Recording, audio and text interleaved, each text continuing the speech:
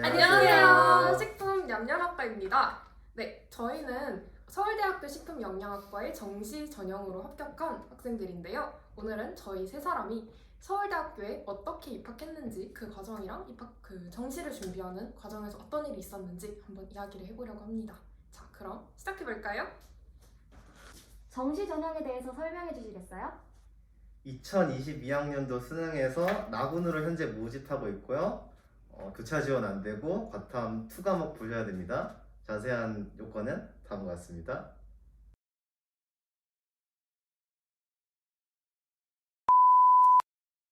정시 파이터가 된 계기는 무엇인가요? 딱히 정시 파이터라고 할 건 아니었는데 저는 수시랑 정시 둘 다 준비를 했거든요. 수시 6개 쓴 게 다 엎어지고 또 정시 3개 쓴 데가 절 필요로 하지 않아서 하는 수 없이 다음 해 또 열심히 수능 공부해서 정시 파이터 된 것 같습니다. 저 같은 경우에도 사실 처음부터 정시만 준비했던 건 아니고 정시랑 수시를 같이 준비했었는데요. 현역 때는 어쩌다 보니까 정시로 학교를 가게 됐고 반수를 준비할 때는 서울대를 오고 싶었던 마음이 너무 커서 서울대는 다들 아시다시피 논술로 모집하지 않기 때문에 논술은 아예 준비를 하지 않았고 제 생기부로 차마 넣을 수 없어서 그래서 정시를 준비하는 방법을 선택했습니다. 저는 사실 서울대에 오고 싶다고 생각한 계기가 있었는데요. 학교에서 무슨 강연을 한다고 서울대를 데려왔어요. 근데 와 진짜 듣도 보다 못한 교실이 있는 거예요. 무려 벽에서 검정색 자연석으로 쫙 깔려있고 분수가 쫙 내려오는데 와 서울대를 하면 이런 교실에서 공부할 수 있구나라는 환상이 쫙 심어지면서 그때부터 서울대에 가야겠다고 결심을 했죠. 그래서 수시를 열심히 준비를 했는데 사실 고3병이라고 수시 원서를 넣으면 합격한 것 같은 기분이 드는 병이 있거든요. 고3병에 걸려서 수시도 망하고 정시도 망하고 이렇게 재수를 하게 됐죠. 무조건 서울대 갈 거다라고 했는데 부모님이 너가 원과목을 봐서 연대나 고대를 붙으면 나중에 반수를 하든 말든 네 맘대로 하게 해주겠다.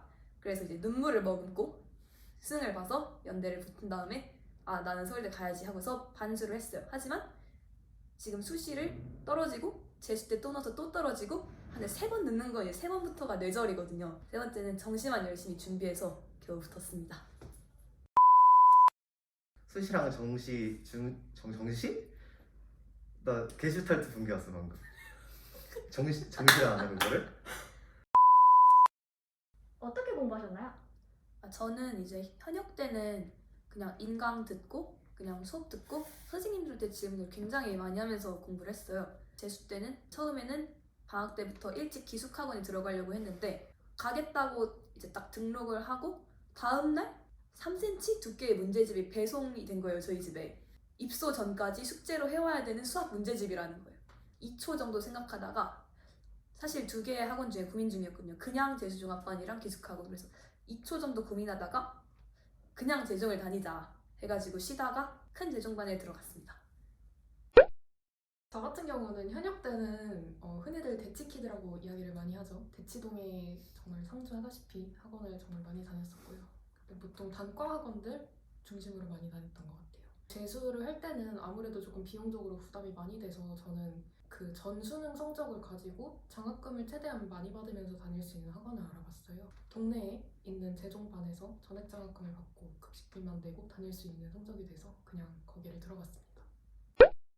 저도 현역 때 학원을 다녔는데 좀 많이 내고 다녔거든요. 그래서 학원이 좀 가성비가 안 좋은 것 같아서 재수할 때는 그냥 나 혼자 인강 보면서 독학해야겠다 해서 그런 생각으로 상담을 해봤는데 아버지가 극구 만려하셔서 결국 재수 종합반에서 공부하게 됐습니다.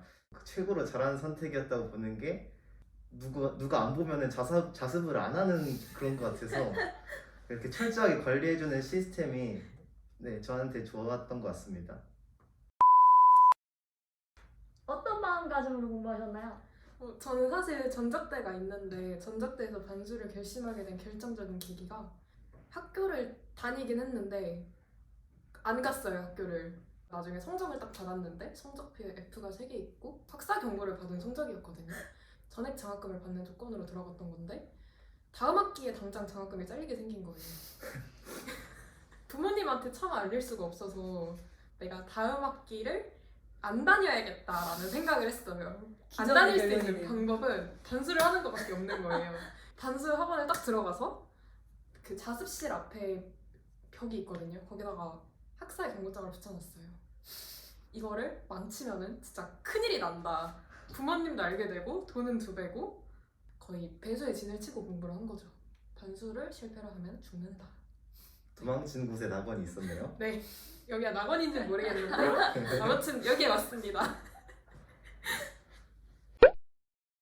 저는 사실 고등학교 때는 수시를 믿고 그렇게 공부를 안 했거든요. 그 수시 탈락하기 전까지는 자습실에서 영화 보고 몰래 나가서 PC방 가고 그랬는데, 그래서 재수를 하게 된 게 아닐까 싶어서 재종반 들어가기 전에 2월에 후회 없이 놀고 이제 후회 없이 공부하자, 진짜 발등에 불이 떨어진 게 아니라 다리 한쪽이 활활 타고 있다, 메이드 못하면 죽는다라는 생각으로 그때부터 이제 딴 생각 안 하고 열심히 공부에 매진했던 것 같습니다. 저는 사실 재수 때는 정말 열심히 공부했어요. 왜냐면 현역 때 합격한 학교가 제가 원하는 학교는 아니었고 원하는 과도 아니었고, 그래서 재수 때 내가 1년 더 했으니까 내가 원하는 만큼 성적을 내고 싶다라는 욕심이 있었죠. 같이 공부하는 친구들도 있었고, 그래서 수능을 굉장히 잘 봤어요. 근데 이제 코로나 때문에 뭐 대학생활도 제대로 못하고, 사실 난 서울대가 가고 싶었고 하다 보니까 이제 결국 3반수를 결심하게 됐는데, 문제는 그 반수를 시작하기 전 그 6개월 사이에 정말 많이 놀았거든요. 예를 들어 전적대에서 수학 과목에서 150점 만점에 50점을 넘으면은 F를 안 맞거든요. 그래서 그 53점을 출석일수 계산해가면서 맞출 정도로 공부를 안 했어요. 그 시간에 그러면 다른 애들이랑 계속 노는 건데, 그러다가 롤에 손을 대게 되고, 새벽에는 롤하고 보드게임하고 낮에는 자고, 이게 일상이 된 거예요.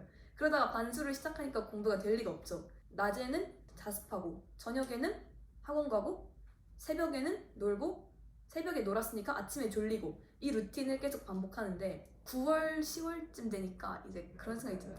아니 근데 내가 좋은 학교 다니면서 서울대 가겠다고 반수를 했는데 이걸 지금 나랑 같이 놀고 있는 애들이 다 아는데 여기서 떨어지면 진짜 너무 쪽팔릴 것 같은 거예요. 그때부터 애들한테 얘들아 나 이제 롤 안 할 거야 라고 하고서 정말 열심히 공부를 시작했어요.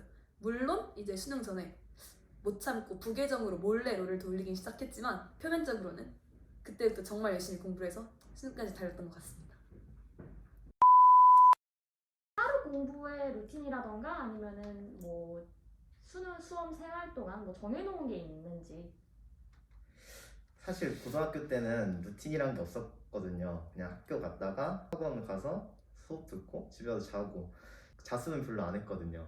재수 때는 나만의 공부 시간이 좀 필요하겠다 해서 재종반 들어갔는데 자습 시간도 충분히 주더라고요. 재종반 담임 선생님께서 플래너라는 걸 만들으셔가지고 일주에 자습 시간을 기록하고 그 자습 때 뭘 공부했는지 그런 것까지 다 세세하게 적어서 검사를 하셨어요. 그 자습 시간이 제일 높은 사람을 이제 종례 시간에 칭찬을 해주고 그런 시스템이 있었는데, 그게 너무 마음에 들어가지고 어떻게든 한 번이라도 1등 해봐서 좋은 이미지를 쌓아야겠다 해서 그걸 계기로 자습 매진했어요. 점심시간에도 단어장 보면서 밥 먹고, 올 때도 단어장 보고 그 개념 노트 보고, 그렇게 하다 보니까 하루에 기본 6시간 순공 시간이고 많을 때는 9시간까지 해서 주에 평균 한 50시간 정도 이렇게 순공 시간이 됐습니다. 그래서 1등 찍으셨나요? 한 번 찍어봤죠. 근데 뻥칠 생각은 안 해봤어요. 그거는 날 속이는 거잖아. 그래서 지금은 지금이요? 지금은 순 게임 시간이 있다.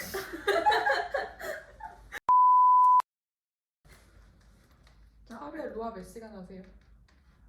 5시간? 와 템랩 몇 치세요? 1430? 저는 사실 이제 누가 시키거나 보태지 않으면 절대 그냥 공부를 안 할 타입이라고 생각했어요, 스스로를. 제가 세운 전략은 나에게 성취감을 제공하기 위해서 어떻게 할 수 있을까 해서 생각해낸 게 2가지였어요. 하나는 할 일을 최대한 분할해서 자세하게 적는 거였어요. 예를 들어서 뭐 수학 한 단원을 푼다 이러면은 한 단원이 10페이지면은 이 10페이지를 뭐 334로 쪼개서 3번 플래너에 체크를 할 수 있게 만드는 거예요. 조삼모사긴 한데 체크하면 그래도 뭔가 한 것 같은 기분이 들잖아요. 할 일을 구체적으로 써놓는 게 하나의 전략이었고, 두 번째가 바로 유난 떨기예요.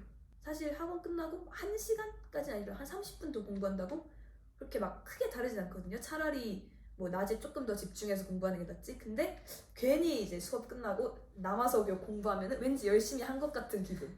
아니면 이제 막 밥 먹으러 가는데 괜히 노트 들고 가기. 사실 안 보는데. 이런 게 사실 하고 있다, 나 잘하고 있어 라는 성취감을 주는 데는 되게 도움이 됐던 것 같아요. 실제로 도움이 됐을지 모르겠지만 덕분에 공부를 이제 그만두진 않을 수 있었죠. 저는 6월 말부터 공부를 시작했기 때문에 되게 시간이 촉박한 편이었어요. 그리고 G2도 사실 6월 말에 처음 넣었거든요. 그래서 그때부터 한 5달 정도의 시간 동안에 저는 G2도 다시 완벽하게 하고 그 전에 부족했던 부분도 채워야 되는 거라서 최대한 시간을 단축시켜서 효율적인 공부를 할 필요가 있었어요. 그래서 일단 처음에 한 2주 정도는 G2 개념만 봤던 것 같아요. 그렇게 하고 나서 학원에서 시험을 봤는데 제가 처음 받아보는 등급들이 나오더라고요. G2는 하위 11%였고 그리고 나머지 과목은 막 3등급, 2등급 이렇게 나와서 아 이러면 진짜 안 되겠구나 해서 G2를 일단 최대한 빨리 끌어올리고 나서 한 7월 중순부터는 전 과목의 밸런스를 맞춰서 공부를 하는 방식을 채택을 했어요. 전 과목의 밸런스를 맞추면 장점이 여러 과목을 다 같이 조금씩 점진적으로 끌어올릴 수 있다는 점에서 굉장히 장점이 있고요.